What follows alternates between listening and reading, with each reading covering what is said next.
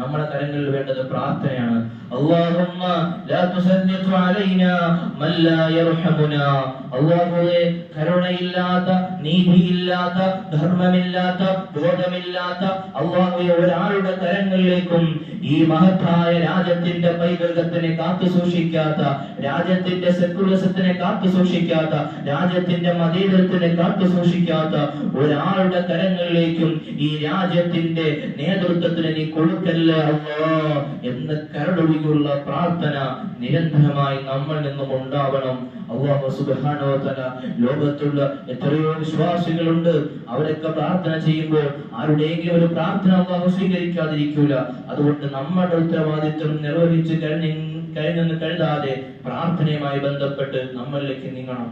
അല്ലാഹു എന്താണ് അവന്റെ വിധി, അത് നമ്മൾ ഏറ്റെടുത്തേ പറ്റൂ.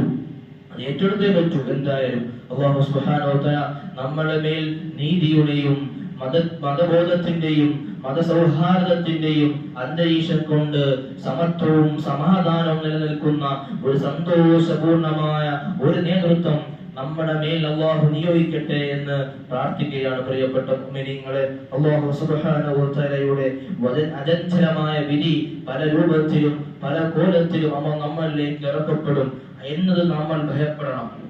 വളരെ കൃത്യമായി നമ്മൾ സൂക്ഷിച്ച് ജീവിക്കണം. അല്ലാഹു തൗഫീഖ് നൽകുമാറാകട്ടെ. കഴിഞ്ഞ ആഴ്ച നമ്മളെ സംബന്ധിച്ച് സംസാരിച്ചു വളരെ